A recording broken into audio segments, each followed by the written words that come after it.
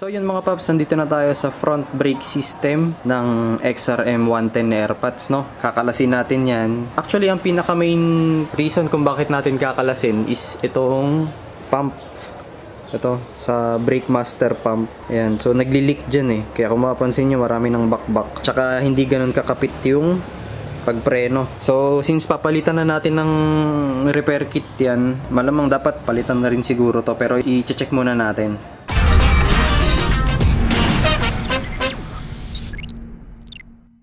Bali, kalasin muna natin tong 8mm dito sa baba para matanggal natin yung brake pads. Ayan. Ayan, so natanggal na natin yung brake pads niya. Next natin gagawin, bali, tatanggalin natin yung, or palalabasin natin yung piston. Tanggalin muna natin to. Tapos bombahin natin yung brake master para lumabas tong dalawang piston.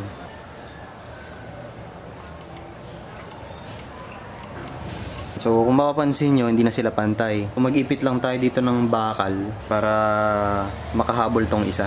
Itong isa. Ang gagamitin na lang pala natin tong brake pad.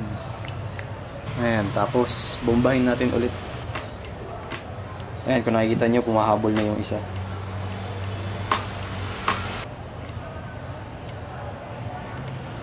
Ayan, so kapag na-reach na nila yan, tanggalin na natin tong brake pad na nakaipit. Ikalso natin yung mas manipis. Tapos bomba ulit. So ayan, wala na akong mahanap na mas manipis, pero try na natin bombahin kung lalabas na yan. Ayan.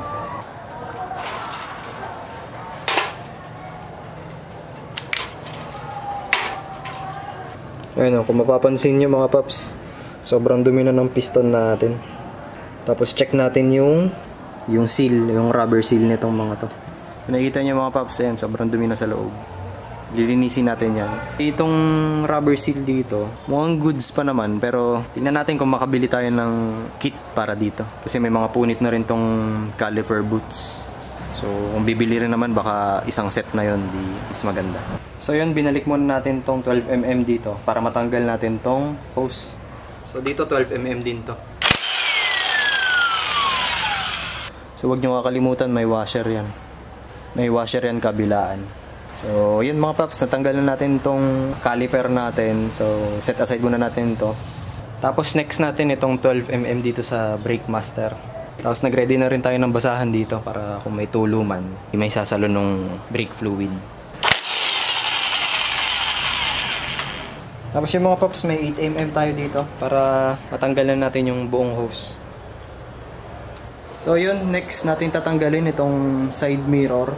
Tapos sabay na rin matatanggal tong handguard tsaka tong brake lever. Tapos sa handguard, 10mm.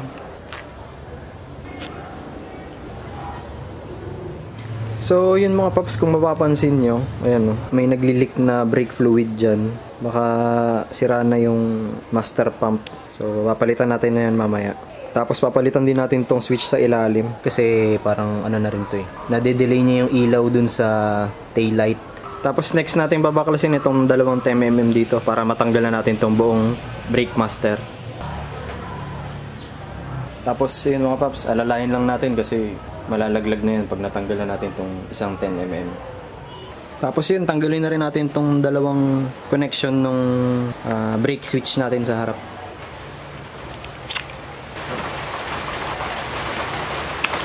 So mga paps, ito na yung front brake master natin. Babaklasin na natin tong part na to. Ayan. Ayan, so tanggalin na natin yung goma dito. Nakakalimutan natin tanggalin tong switch ng brake. Phillips screw lang to.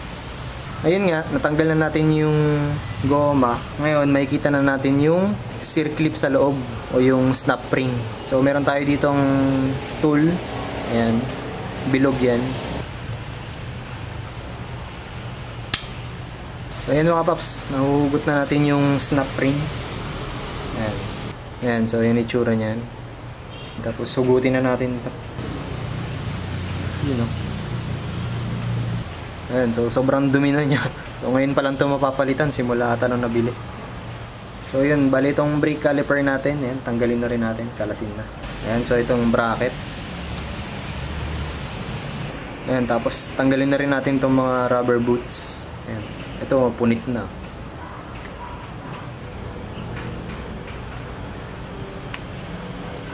Tapos yun pala mga paps, itong ano niya, rubber seal niya rito, dalawa.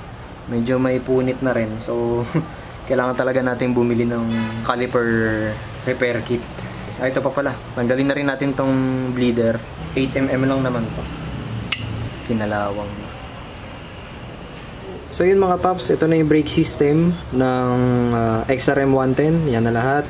Bali ang gagawin na lang natin, linisan muna natin to lahat. Tapos bili tayo ng caliper repair kit.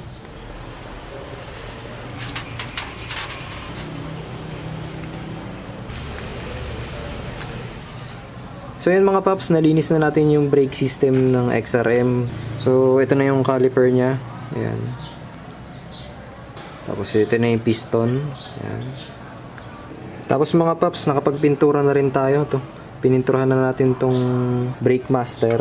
Ayan. So bagong pintura na to. Tapos nilinis na rin natin yung loob nito. Ayan. Actually, ilang araw na rin na nakalipas. So, ito. Ilalagay natin to sa brake master pump. So, umorder ako sa Shopee. Although may nabibili naman dito sa malapit, pero mas nakamura kasi ako sa Shopee. So, naghintay lang ako ng mga ilang araw bago na-deliver tong mga to. Pang XRM 125 ang nakalagay, pero compatible naman din ata siya sa 110. Tapos, ito yung nabili nating caliper na repair kit. Lagay ko na lang yung ano nito, yung link dyan sa description. So may kasama siyang spring. Tapos itong part na to, kung anong tawag dito. Tapos itong rubber, yung circlip. Tapos may kasama siyang washer. Dun sa tatanggal natin, wala akong ganitong nakalas eh. So yung mga paps, madali lang naman to. Bale itong spring, may malaking butas, tsaka yung maliit. So yung maliit, dito yung papasok. Tsaka may guide naman kayo dun sa luma. Ayan, mapansin nyo yung luma sa bago. So halos parehas lang naman sila. Tapos ipapasok lang natin siya sa brake master. So ang mauuna muna itong spring. Ganyan yung orientation niya. Bago natin itulak sa loob, lagyan muna natin ng ng brake fluid tong mga goma para mas madaling ipasok dito sa brake master. Isunod natin yung washer. So ayan, lagyan natin dyan. Bali, pasok na natin tong circlip. Ayan. Tapos itulak lang natin tong part na to. Dito, pasok muna natin dito.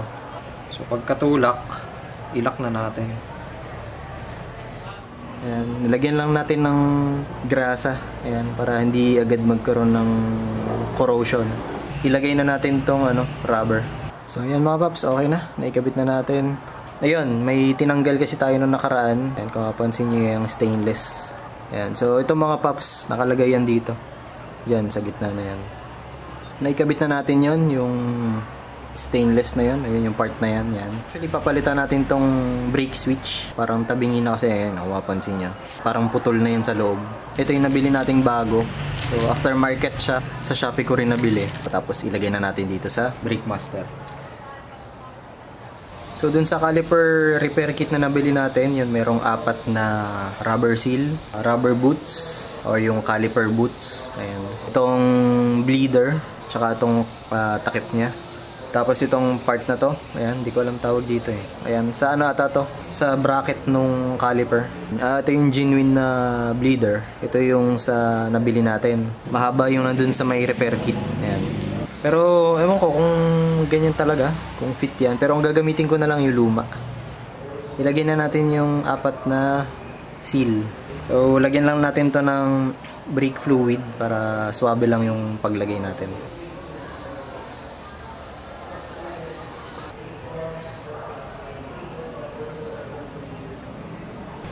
Ayun, sunod mga paps, itong dalawang piston natin.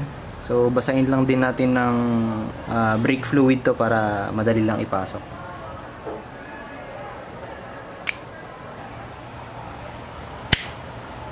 So ayun, next natin ikabit itong bakal na to. Ayan, kung mapapansin niyo yung pagkakaiba nila. Ito yung luma, ito na yung galing sa repair kit. halos mag-flat na tong luma.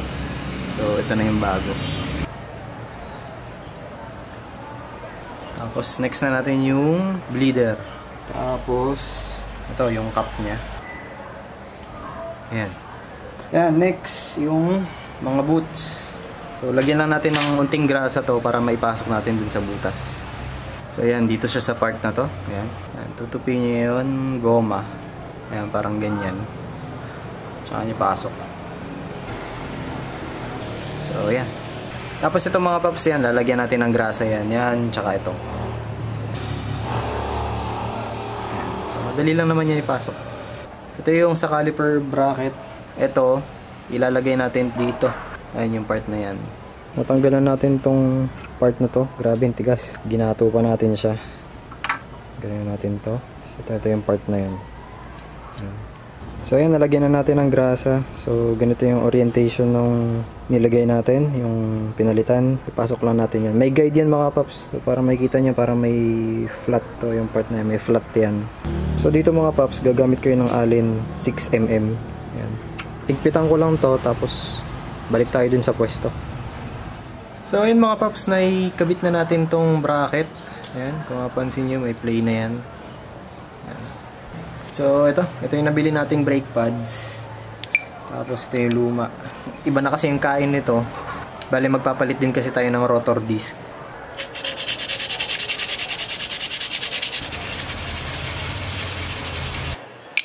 Ayan. Nalihan na natin, tapos nalinis na din. Pwede na nating ilagay dito sa caliper natin. Pwede nyo naman lagyan ng kaunting grasa to para mag-slide din yung brake pads. High temp grease yung ginagamit natin dito kasi syempre umiinit yung part na to. So, tusok lang natin sa butas. Tapos sigpitan natin ng 8mm. Ay, kakabit na lang natin dito yung brake hose. Unahin na muna nating ibalik yung brake master sa taas. So, ibalik na rin natin tong dalawang wire na to. So, ayun mga paps, isunod na natin tong brake hose. Bale, huwag niyong kakalimutan, may dalawang washer to ha. Bale yun mga paps, ibalik na natin tong brake lever tsaka tong handguard.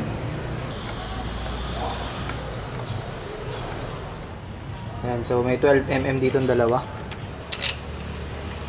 Tapos ipwesto lang natin tong brake hose. So yun mga paps, next itong rotor disc. Yan, kung makikita nyo, pud-pud na talaga siya, manipis na to. Tapos ito yung bago natin. Aftermarket lang naman siya. So 4 holes siya, 4. Kalimutan ko magkano yung original.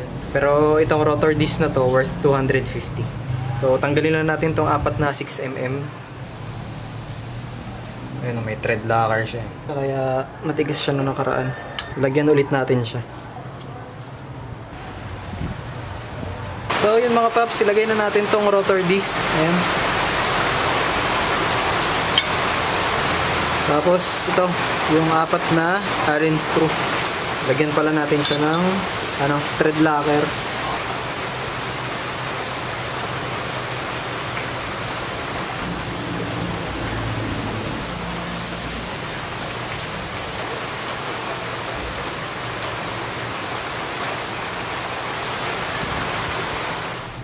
So yun mga paps, bale okay na yung rotor disc natin. Ikabit na natin to dito sa suspension natin.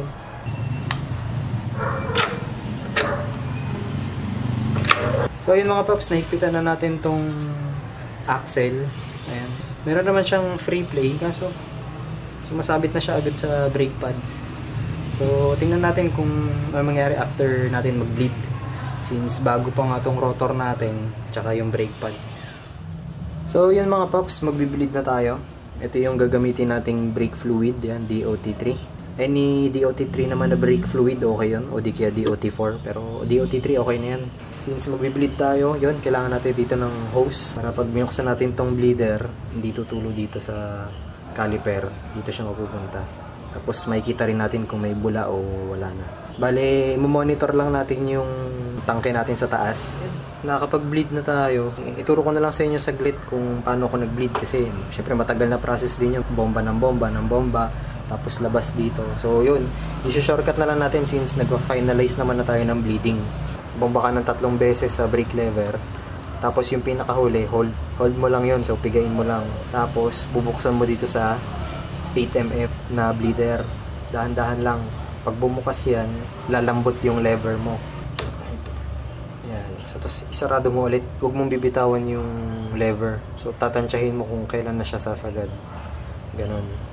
So, ganon lang ulit. Pigain mo ng 3 beses. So, ano, basta pag maramdaman mo tumigas na, buksan mo dito sa bleeder. Pag nakita mo yung fluid na lumalabas, just lumalambot na yung lever, yun, isarado mo na ulit. Yun lang. Paulit-ulit lang yun. Hanggang sa makita mo wala nang bula dito sa brake system. So, yun. Okay na to mga paps.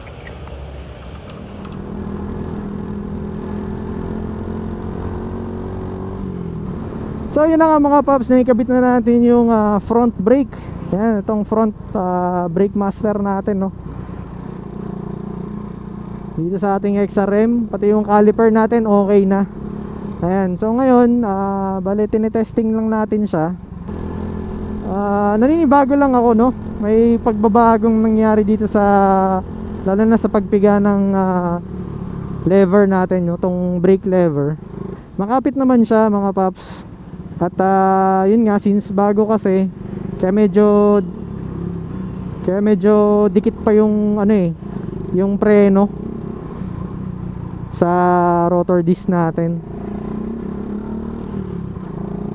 Although umiikot naman siya, pero yun nga, dahil bago nga yung brake pads, tapos yung rotor disc, medyo may pigil pa ng kaunti. Ayan. So mga ilang kilometers lang siguro, baka luluwag na to. Sana, hopefully.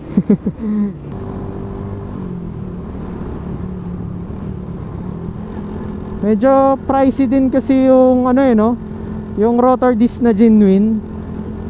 Hindi ko alam kung nasa magkano, pero nasa 1,000 din kumpara dito sa aftermarket na 250 lang natin nabili, no. Pero syempre may pagkakaiba yun. Iba yung quality siguro nun versus dito sa tig 250. Kaya malalaman pa natin kapag tinakbo natin ng tinakbo tong XRM. Pero at least may improvement na ulit, kasi naman sa dati na nagli-leak yung brake fluid tapos tumitigas. Baga parang naiipit na yung rotor disc kasi nga hindi na nagre-response yung caliper natin, no. Tapos hindi na rin bumubomba yung brake master pump. So yun mga paps, sana nakatulong yung video kung paano maglinis ng, or kung paano mag-replace ng repair kit. Tapos nilinis din natin yung caliper natin. Salamat sa panonood. Ride safe always. The Boys TV signing out.